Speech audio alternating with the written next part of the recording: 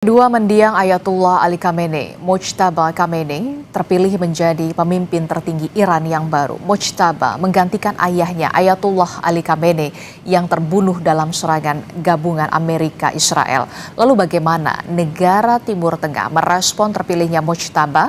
Akankah pemimpin yang baru ini akan membawa Iran lebih agresif melawan Amerika Serikat? Dan bagaimana pula negara-negara lain bisa membuat Amerika, Israel, dan Iran menghentikan perang? Kami akan bahas di pagi hari ini bersama narasumber yang sudah hadir melalui sambungan daring. Ada pengamat Timur Tengah Mustafa Abdul Rahman dan juga pengamat militer dari Institute for Security and Strategic Studies atau ISES, Mas Khairul Fahmi. Selamat pagi, Assalamualaikum Bapak-Bapak. Selamat pagi. Waalaikumsalam. Saya ingin ke Pak Mustafa dulu. Pak Mustafa ini kan kalau kita lihat punya sejarah panjang, kemudian tinggal di Timur Tengah khususnya di Mesir. Bagaimana kemudian Anda melihat Iran akhirnya kemudian memilih Mojtaba Khamenei sebagai pemimpin tertinggi yang baru setelah ayahnya meninggal dunia pada beberapa waktu lalu? Akankah kemudian serangan kemudian yang akan dilancarkan oleh Iran ini lebih agresif atau seperti apa kalau menurut pengamatan Anda? Ya, baik ya. Lembaga yang punya otoritas memilih pemimpin tertinggi Iran itu disebut lembaga pakar kepemimpinan yang memiliki 88 anggota. Mereka ini yang memilih pemimpin tertinggi Iran.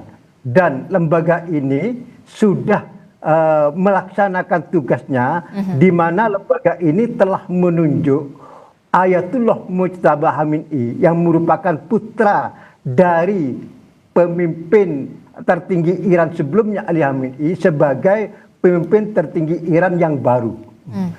Apa makna dari pemilihan atau penunjukan Ayatullah Mojtaba Khamenei sebagai pemimpin baru tinggi Iran ya? Yang pertama, ada pesan di sektor internal, yakni kepada rakyat Iran, bahwa lembaga yang saya sebut tadi itu memilih Ayatullah Mojtaba Khamenei sebagai pemimpin tertinggi Iran yang baru, ini adalah sebagai penghormatan terhadap mendiang almarhum Ali Khamenei yang tewas pada hari pertama dari serangan Amerika dan Israel. Jadi sebagai penghormatan rakyat Iran, maka putranya dipilih sebagai pemimpin atau pengganti ayahnya. Ini yang pertama. Yang kedua, pesan eksternal ya. Pesan eksternal tentu ditujukan khususnya kepada Amerika dan Israel ya. Dalam pesan eksternal ini, rakyat Iran dan elit Iran ingin menunjukkan bahwa proses suksesi pemimpin tertinggi di Iran itu adalah urusan dalam negeri Iran. Jadi ini ingin mematahkan atau menolak apa yang diinginkan Presiden Amerika Donald Trump, bahwa menurut Donald Trump bahwa Amerika ingin melakukan intervensi atau memiliki peran terhadap pemilihan pemimpin tertinggi Iran yang baru. Nah, ini tentu dengan dipilihnya Ayatullah Mojtaba Khamenei ini menepis keinginan dari Presiden Trump. Ini pesan untuk eksternal. Yang kedua ini yang pertama. Yang kedua adalah pesan eksternal bahwa Iran saat ini menunjukkan persatuannya. Jadi antara rakyat dan elit ya, di saat berkecamuknya perang saat ini, mereka justru ingin menunjukkan kesatuan dan persatuan, dan dalam rangka terus melanjutkan perang ini selama Amerika dan Israel belum menghentikan agresinya terhadap Iran. Jadi apa yang ditanyakan tadi, apakah dengan ditunjuknya atau dipilihnya Ayatullah Mojtaba Khamenei itu akan ada eskalasi? Pasti ya. Dalam saat seperti sekarang, siapapun pemimpin Iran yang dipilih ya, dan sekarang sudah punya pemimpin baru, pasti akan melanjutkan perang. Karena rakyat Iran sekarang merasa dia dalam posisi yang diserang Dan dalam hal ini mereka akan mempertahankan ekstensi negaranya dengan harga apapun. Maka kalau ini terus tidak dihentikan oleh Amerika dan Israel, pasti rakyat Iran akan melanjutkan perang sampai titik darah yang penghabisan. Sampai titik darah penghabisan, itulah yang kemudian menjadi apa ya, bisa dikatakan semangat baru bagi Iran dengan terpilihnya Mojtaba Khamenei begitu ya. Kalau kita lihat Mojtaba Khamenei ini kan dikenal sebagai sosok yang tangguh, pemimpin yang tangguh dan juga cakap begitu setelah menggantikan ayahnya begitu, dan bahkan disebut sebagai penjaga gerbang menuju ayahnya begitu. Bagaimana kemudian kita bisa menyikapi dalam hal ini adalah khususnya negara-negara Timur Tengah terkait dengan terpilihnya Mojtaba Khamenei? Ya, baik. Ya, silakan. Sejauh ini yang menyampaikan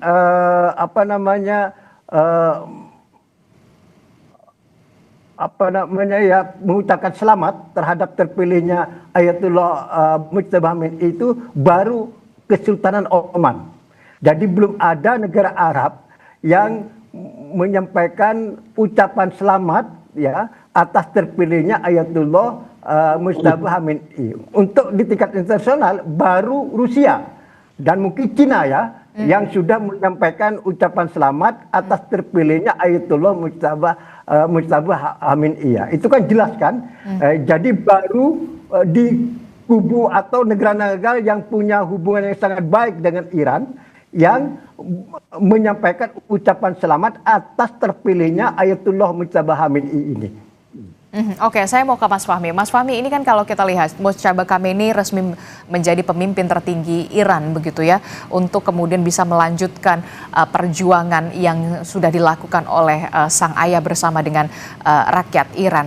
Walaupun kita tahu Presiden Donald Trump mengatakan siapapun pemimpin yang nantinya terpilih tidak akan berlangsung lama. Bahkan perang ini disebutkan akan berlangsung singkat karena kekuatan Amerika Serikat yang sebagai negara adidaya termasuk juga militernya yang kemudian tangguh. Bagaimana Anda melihat pernyataan dari Donald Trump ini? Ya saya kira siapapun bisa mengklaim ya perang akan diselesaikan dalam waktu singkat begitu ya, dan itu sebenarnya juga bagian dari propaganda, bagian dari upaya melemahkan lawan gitu. Dan walaupun Donald Trump menyatakan bahwa perang akan berlangsung singkat, kita ingat beberapa tahun yang lalu ketika perang Rusia Ukraina dimulai juga Rusia juga menyatakan hal yang sama, perang akan segera diselesaikan, tapi sampai hari ini kita belum melihat tanda-tanda selesai kan begitu. Nah, karena prinsipnya perang itu kalau sudah dimulai, ya kita tidak akan pernah bisa memprediksi sebenarnya ya kapan dia akan berakhir. Gitu ya. Tapi yang lebih mungkin adalah tensinya yang turun, artinya konfliknya belum berakhir, tapi akan kembali ke bawah ambang batas perang gitu ya. Itu yang saya kira lebih mungkin, karena bagaimanapun perang yang dengan gelar pasukan, gelar kekuatannya seperti kita lihat di di pertengahan beberapa waktu terakhir ini, ya itu akan menguras logistik, menelan biaya yang sangat besar, dan tentu siapapun yang memulai perang gitu, itu kan tentu harapannya pasti akan ini akan cepat berakhir, ini akan cepat selesai, dan mereka akan bergeser perhatian pada hal yang lain kan gitu. Sehingga dalam konteks ini saya kira kalaupun toh perang ini berakhir, ini bukan karena konfliknya bukan karena salah satu pihak memenangkan perang, tapi karena mereka akan kembali untuk ke bawah ambang batas perang dan memilih seperti sebelumnya gesekan-gesekan dan kemudian ya mungkin dimungkinkan juga untuk melanjutkan perundingan atau provokasi-provokasi seperti sebelumnya. Itu saja yang saya kira kita tunggu dalam beberapa pekan mendatang. Saya kira tidak akan sampai 12 minggu, tapi bisa kurang dari 12 minggu lah. Oke, jadi Anda memprediksi perang ini tidak akan berlangsung secara sampai maksimal 12 minggu. Tentu kita tidak ada yang berharap waktu ini bisa dipercepat begitu ya untuk peperangan ini untuk bisa mencapai kesepakatan damai dalam perundingan tersebut. Nah, kalau kita melihat dengan terpilihnya Mojtaba Khamenei ini menjadi pemimpin tertinggi Iran, sudah ada beberapa negara yang kemudian tadi disebutkan oleh Pak Mustafa, salah satunya yang kemudian menjadi sorotan adalah Putin. Presiden Rusia sudah memberikan selamat dan juga akan menegaskan komitmennya untuk bisa berada di balik atau di belakang Iran dalam hal ini. Apa yang bisa Anda tangkap, Pak Mustafa, dari pernyataan seorang Putin menyusul juga Cina dan juga Korea Utara? Itu sudah diduga ya, karena selama ini Rusia merupakan sahabat dekat Iran. Rusia itu punya hutang budi besar kepada Iran, karena Iran dalam perang Rusia-Ukraina itu banyak membantu Rusia. Seperti misalnya Iran itu banyak memasuk pesawat drone yang sekarang dipakai oleh Iran juga untuk menyerang Israel sama Amerika. Jadi Rusia itu banyak dipasok pesawat drone oleh Iran ya. Setingkat Rusia pun dalam perang melawan Ukraina, jadi banyak menggunakan pesawat drone buatan Iran. Memang pesawat drone buatan Rusia yang dikenal pesawat drone Shahid 136 ini memiliki teknologi yang cukup modern, diakui ya oleh Eropa, oleh Ukraina sendiri ya, yang menghadapi pesawat drone buatan Iran. Kan Ukraina itu merasa kewalahan ya sekian lama menghadapi pesawat drone ini. Jadi pesawat drone buatan Iran itu termasuk salah satu pesawat drone terbaik di dunia saat ini.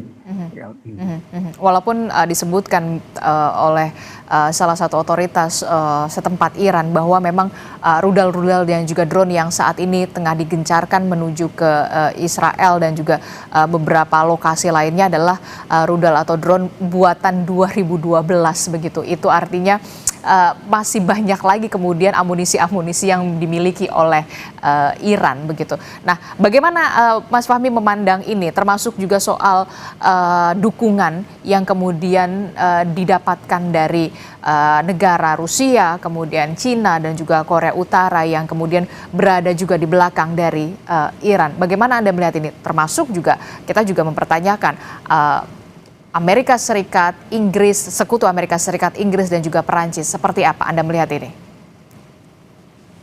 Iya, kalau kita lihat kan memang Iran ini menerapkan strategi asimetris ya. Mereka sangat menyadari inferioritasnya dalam konteks kekuatan konvensional ya, sehingga mereka sejak awal ya untuk menerapkan strategi asimetris, termasuk dan strategi asimetrisnya itu bukan hanya dari dalam negeri Iran sendiri, tapi digelar ya bersama-sama dengan proksi-proksinya di kawasan Timur Tengah, di utara ada Hezbollah, dari Houthi, dari Yaman, kemudian dari Irak juga ada. Nah itu kan memang mereka ini sejak awal sudah sangat memahami bahwa kalau mereka berhadapan head to head gitu ya, itu akan sulit untuk menandingi Amerika, tapi dengan strategi serangan yang mampu membuat lelah gitu ya, dengan serangan yang masif, yang melelahkan, dan yang menariknya lagi dengan istilahnya dengan alutsista cuci gudang gitu ya, alutsista murah meriah, itu mereka membuat lelah dan kemudian setelah apa namanya sistem itu kan selalu sistem pertahanan udara misalnya seperti David Sling dan apa namanya dan yang lain gitu, Iron Dome misalnya, itu kan punya ini juga punya kelemahan ya, dari tidak mungkin 100% apa namanya serangan bisa ditangkis seluruhnya. Dari 100% pasti akan ada 10-20% serangan yang masih mungkin Landing. luput ya, lolos ya di areanya. Nah itulah yang kemudian kita lihat kemudian ditampilkan sebagai serangan-serangan yang diklaim oleh Iran sebagai mencapai target gitu ya. Dan yang menarik lagi saya kira dari konteks perang Iran dan Israel dan Amerika beberapa hari ini adalah menonjolnya operasi kognitif ya. Termasuk di sini ada perang informasi, perang persepsi, propaganda yang berlawanan satu sama lain. Itu kan menunjukkan bahwa kali ini perang bukan target kemenangannya bukan sekedar target kemenangan fisik, tapi juga target kemenangan tadi ya, terkait dengan kalau Amerika tentu ingin memastikan bahwa Iran tidak lagi mampu melakukan perlawanan dan tunduk sepenuhnya pada kepentingan mereka. Nah di sisi lain Iran tentu targetnya adalah tadi meruntuhkan mitos supremasi Israel dan menunjukkan pada negara-negara di Timur Tengah bahwa Amerika tidak yang sangat superior begitu ya, artinya mereka masih bisa dilawan gitu.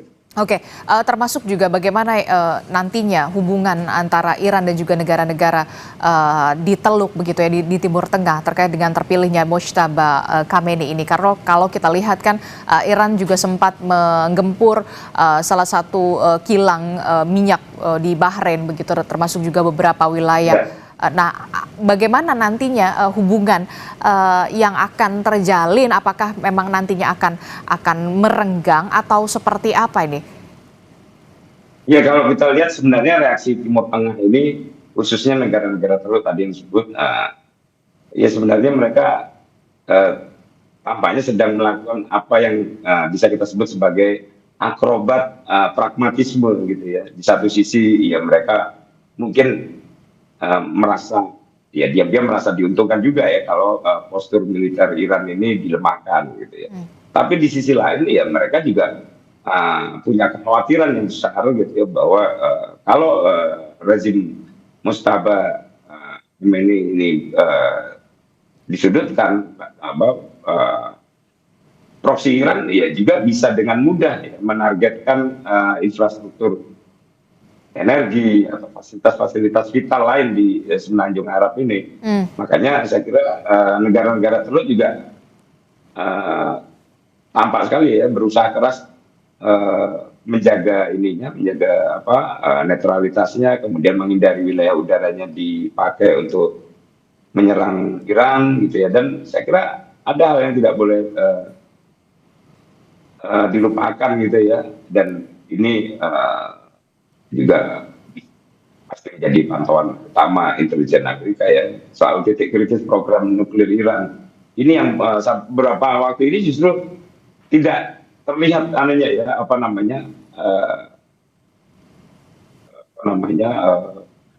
perdebatannya atau perbincangannya, justru malah ya tadi ya teralihkan dengan visual-visual tentang kerusakan yang presisi di berbagai pangkalan, di berbagai instalasi vital gitu. Itu yang terlihat, padahal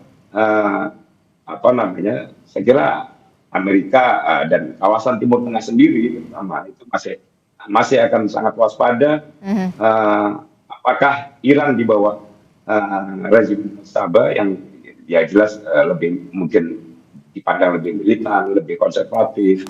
Ini apakah akan melanjutkan pengayaan uranium level senjata sebagai instrumen ultimate deterrence-nya atau tidak, atau apa namanya, menaati apa yang difatwakan oleh ayahnya sebelumnya, gitu ya, bahwa melarang apa namanya penggunaan nuklir untuk senjata. Itu yang kita ingin lihat juga. Kita nantikan. Nah, negara-negara Arab pasti akan menunggu itu juga untuk bergeser dari pragmatismenya hari ini kan gitu. Oke, saya ingin ke Pak Mustafa. Pak Mustafa, kalau menurut Anda singkat saja, dengan terpilihnya Mojtaba ini, kemudian agresi kita prediksi akan tensinya akan meningkat, tapi kemudian akan ada beberapa waktu yang nantinya bisa dilakukan atau dilakukan celah untuk bisa negara-negara lain yang ingin mendamaikan antara ketiga negara ini. Anda melihat potensinya apakah bisa atau kemudian butuh waktu yang lama untuk bisa kemudian menurunkan tensi ini, peperangan ini? Ya, baik, di satu pihak siapapun pemimpin Iran yang berkuasa sekarang pasti akan melanjutkan perang, ya. Karena Iran ini kan dalam posisi yang diserang dan sudah dianggap mengancam ekstensi negara Iran. Ini di satu pihak. Tapi di pihak lain sudah mulai muncul gerakan diplomasi untuk mengakhiri perang. Seperti Rusia, Cina, dan Prancis, ya, untuk tingkat global ini sudah mulai bergerak untuk bisa mengakhiri perang lebih cepat. Di tingkat regional sudah beredar berita Mesir dan Turki dan Arab Saudi sendiri yang sekarang menjadi sasaran serangan Iran itu sudah mulai bergerak, sudah mulai berbicara untuk menggunakan jalur diplomasi agar perang ini berakhir dengan cepat. Tentu ini butuh beberapa hari mendatang, ya.